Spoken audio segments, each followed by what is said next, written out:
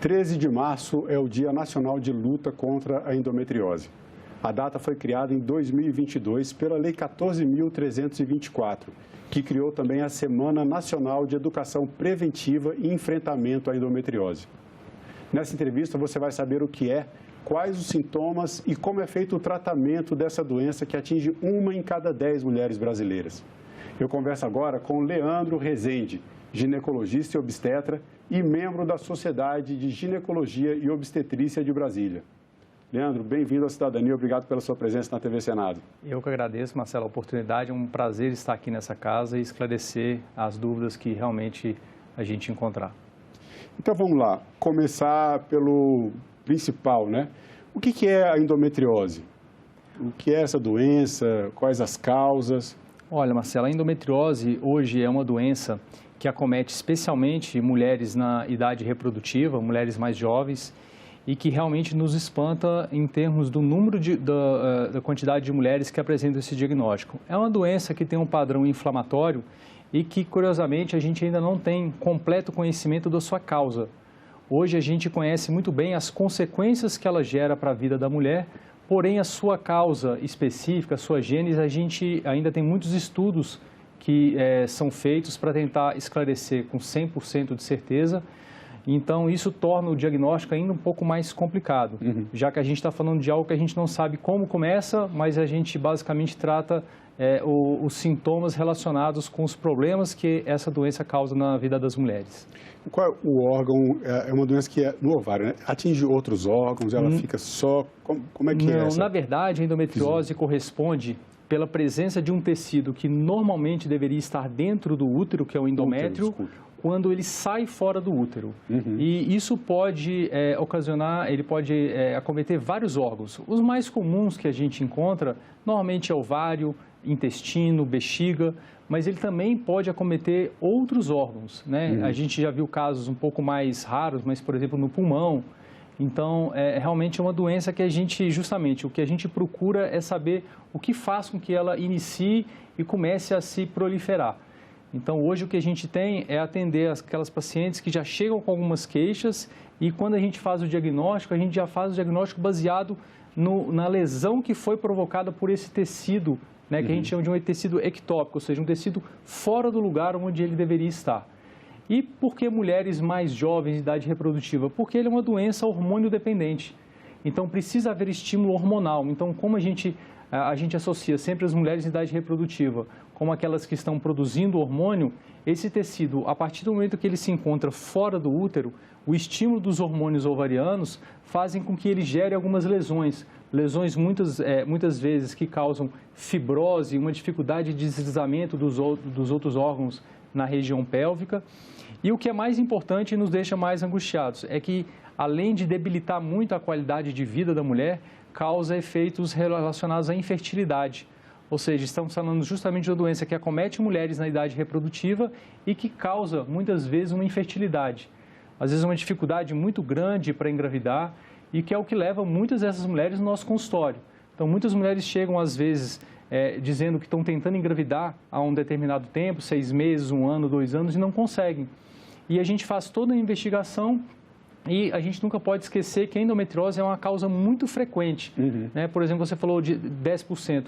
Hoje nós já temos estudos um pouco mais novos que a prevalência da doença chega a 20% até 30% das mulheres em idade fértil que estão com dificuldade para engravidar. Então, realmente, isso nos chama muita atenção, principalmente aquela mulher mais jovem. Agora, nem sempre a mulher que tem dificuldade de engravidar é pela endometriose, né? Existem outros fatores aí, né?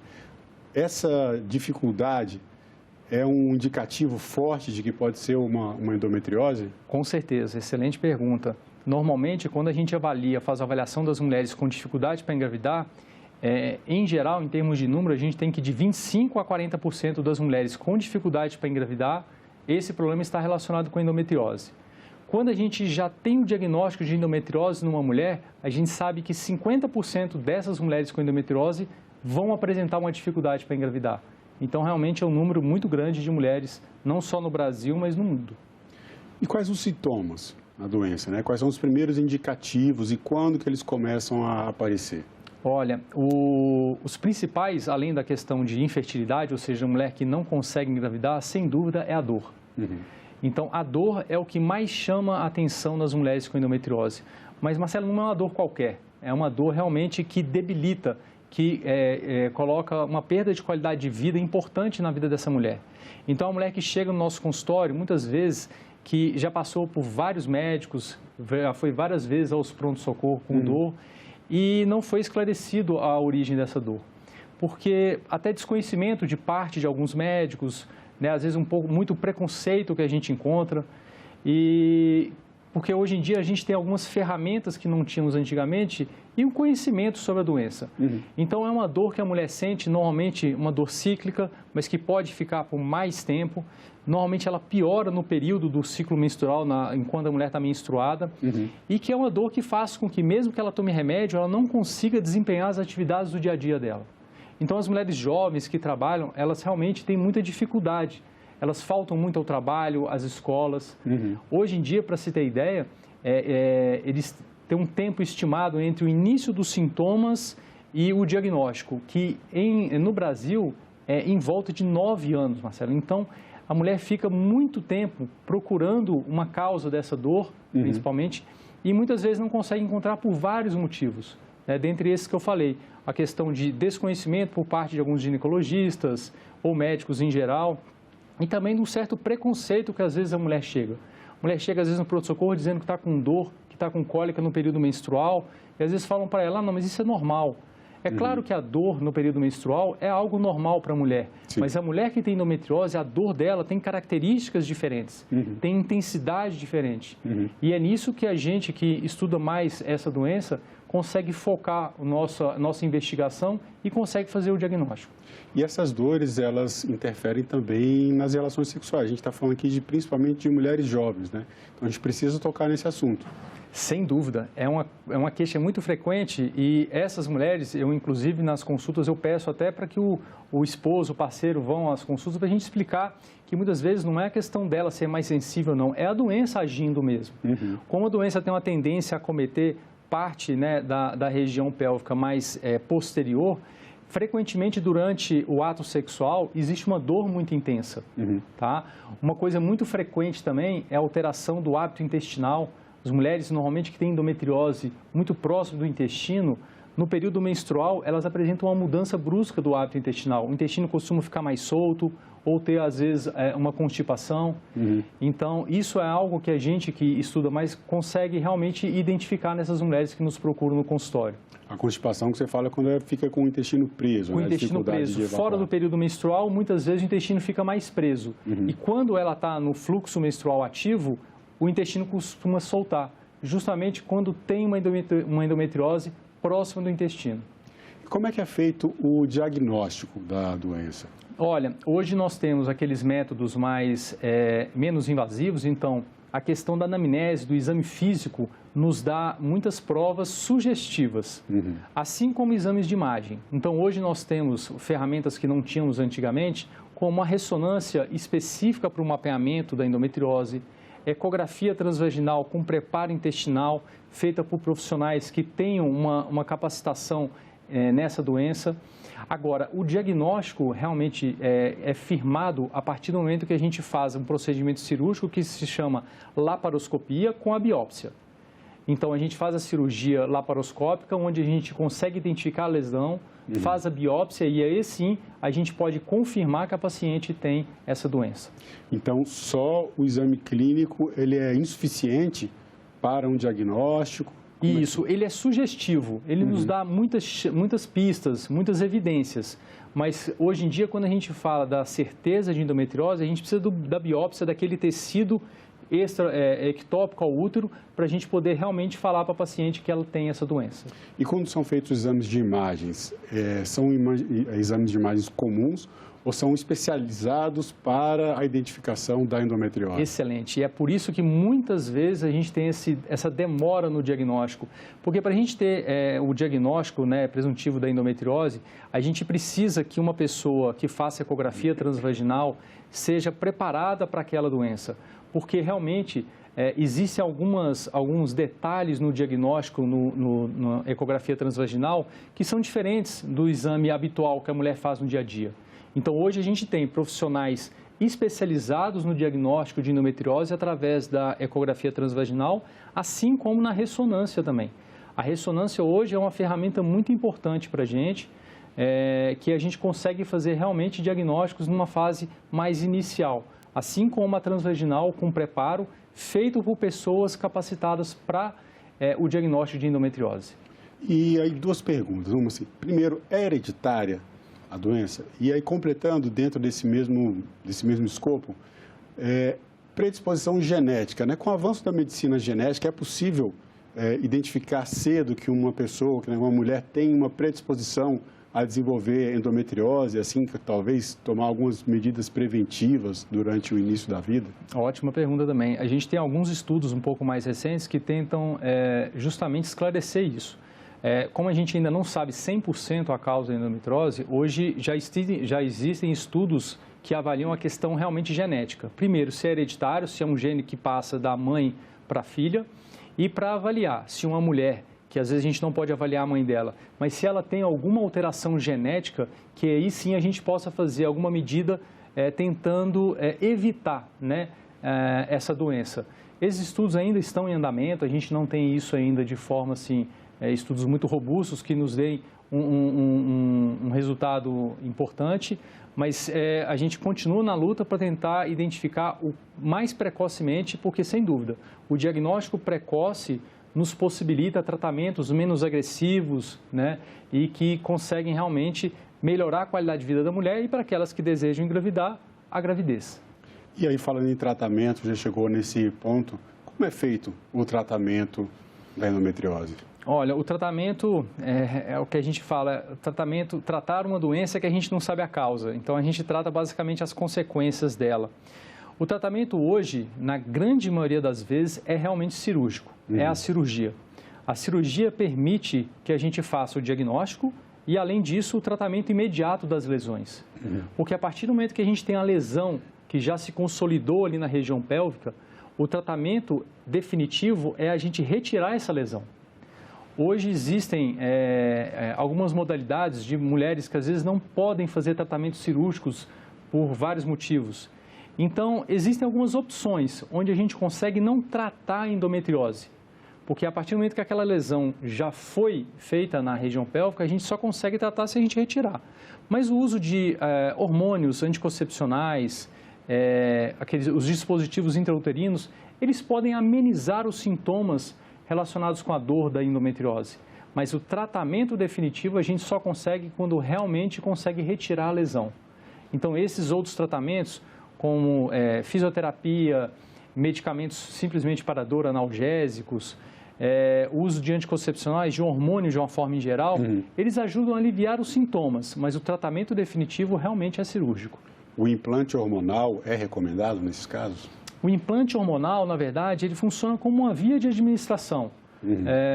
Ele, em alguns casos bem específicos, pode ajudar a aliviar os sintomas. Quando a gente fala, por exemplo, que a mulher tem endometriose e ela tem dores muito fortes durante o período menstrual e fora do período as dores são aceitáveis e ela consegue levar a vida numa boa, os implantes, se eles forem feitos de forma adequada e deixá-la sem menstruar, por exemplo, ela vai conseguir ter uma boa qualidade de vida por não menstruar, logo não ter dor. Mas, novamente, as lesões que já se consolidaram com o uso dos implantes, a gente não consegue reverter. Sim. Mas a mulher tem um ganho, sim, da qualidade de vida com o uso. E aí, no caso do diagnóstico tardio, a pessoa, né, a mulher não se tratou, quais são as consequências, né, de uma endometriose não tratada, não observada, não diagnosticada? Infelizmente, essa é a maioria dos casos que a gente recebe no consultório. São aqueles casos mais avançados, que a doença já progrediu por muitos órgãos na região pélvica.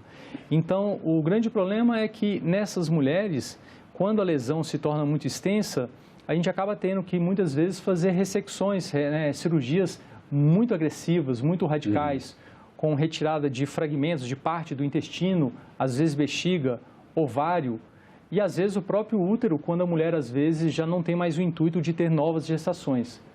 É claro que quando essa lesão está associada a um outro órgão, como a gente já viu o pulmão, outros órgãos, isso torna um pouco mais complicado o tratamento definitivo. Como a gente sabe que é uma doença benigna, a gente tem que saber que a radicalidade também não pode ultrapassar um limite máximo que a gente tem. Mas, sem dúvida, em termos de tratamento de doenças mais avançadas, o que mais prejudica a mulher é muitas vezes ela ter que ser submetida à retirada de um órgão por uma doença benigna, principalmente a parte do intestino, o ovário, que pode, com certeza, faz falta na vida da mulher, não somente para a questão da gravidez, mas pela produção dos hormônios que faz com que ela não entre na menopausa. Agora, uma mulher que tem endometriose, ela pode engravidar mesmo tendo a endometriose? Existem níveis diferentes, graus diferentes da doença? Como Tem, é que hoje fica a situação de uma mulher que tem endometriose e engravidou? Isso, perfeito. Hoje a gente tem uma classificação da endometriose de acordo com a severidade da doença. Então, graças a Deus, a maioria das mulheres com endometriose, a endometriose ainda está na fase mais leve, branda, o que inclusive muitas vezes a permite engravidar e ela engravida, acaba descobrindo que tem endometriose muitas vezes até durante o parto, quando é uma cesariana, por exemplo.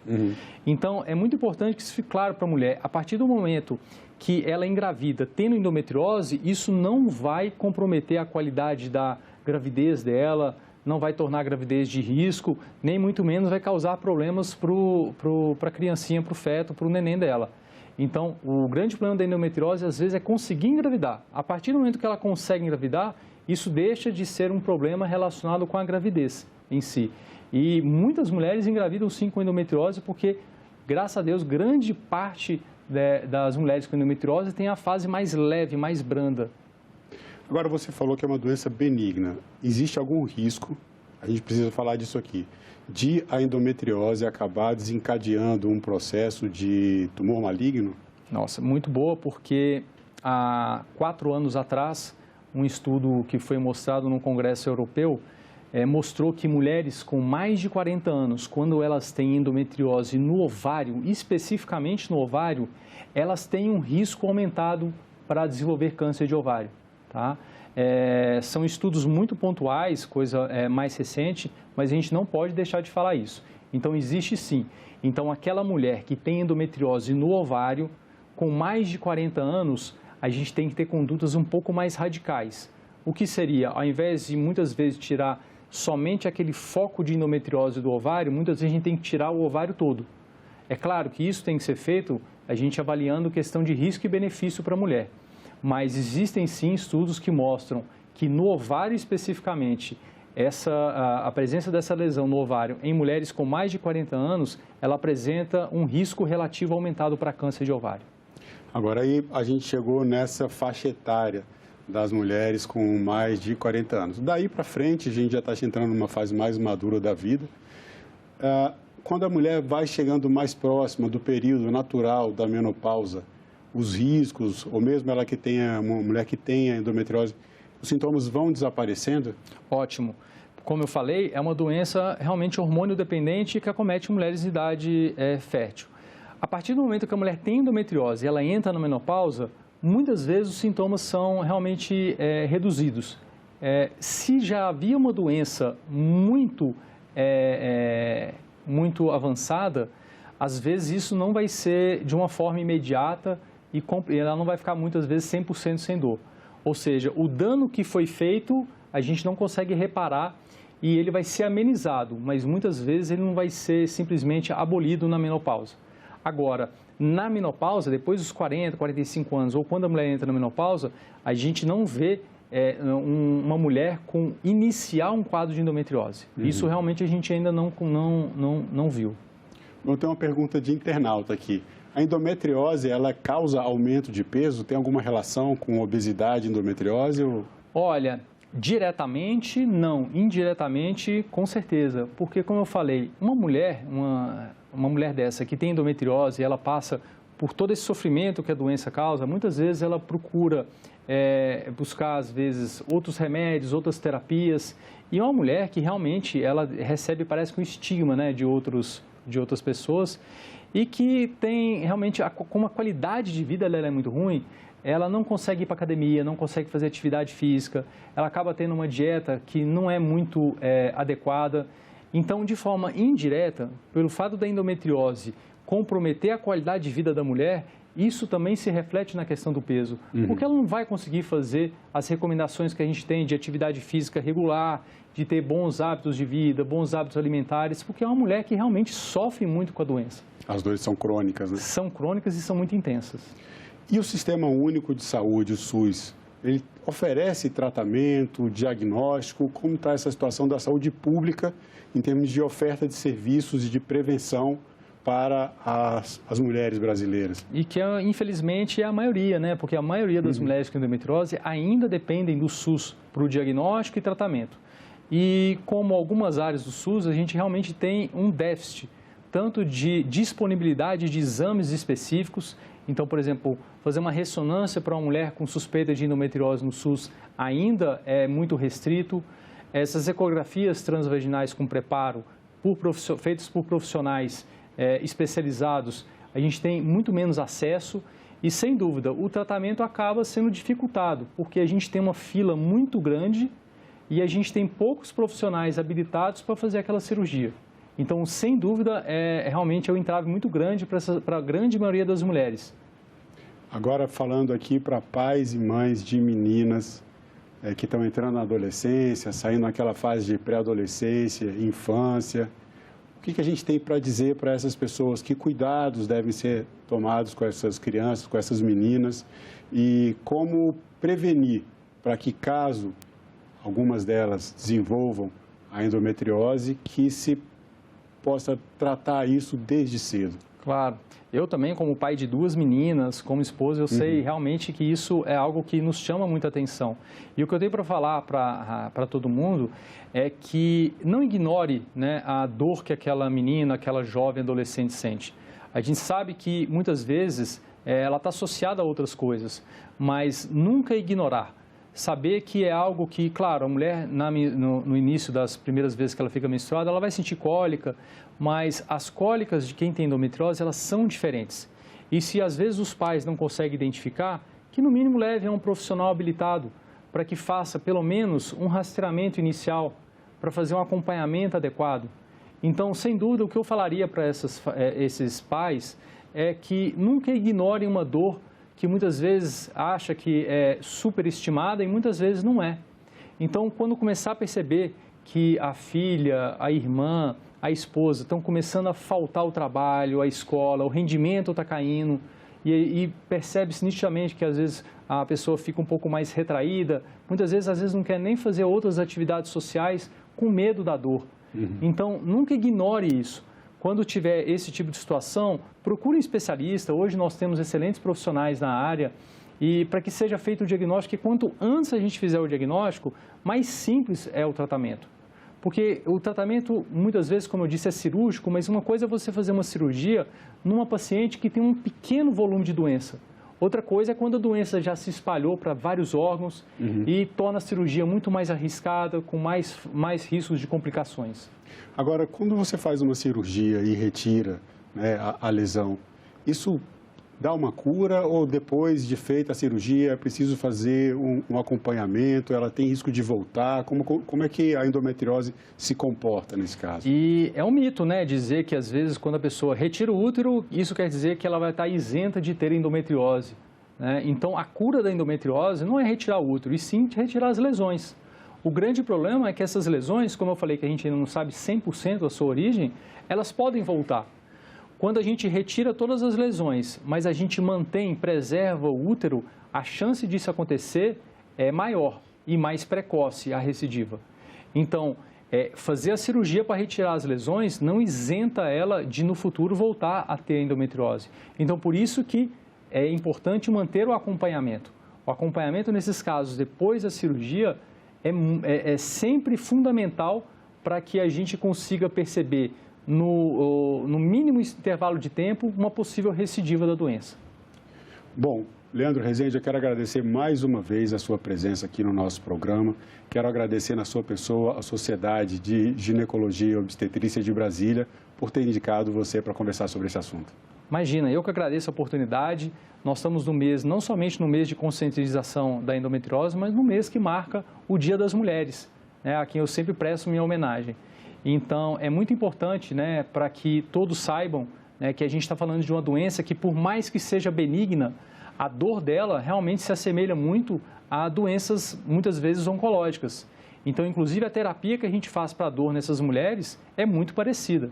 Então, novamente, não ignore e não espere para procurar o atendimento especializado adequado quando você realmente tiver esses sintomas de dores, novamente, dores que incomodam o seu dia a dia, mudanças do hábito intestinal, urinário no período menstrual, dores na relação, né? Então, relação é um momento que, teoricamente, deveria ser prazeroso. A partir do momento que a mulher sente dor, é importante que seja avaliado. Não que toda dor na relação seja endometriose, mas é importante que ela passe por uma avaliação por uma pessoa especializada e não achar que simplesmente fazer exame dá ou descarta o diagnóstico. Ele é uma ferramenta a mais que nós temos. Isso. Mas o exame físico, a conversa com a paciente, a anamnese, são fundamentais. Bom, muito obrigado mais uma vez, Leandro. Muito obrigado a vocês. E eu agradeço também a você que acompanha o Cidadania pela TV Senado. Assine o canal da TV Senado no YouTube e faça como mais de 1 milhão de brasileiras e brasileiros que acompanham as notícias do Legislativo diretamente da fonte. Na TV Senado, democracia todo dia. Obrigado.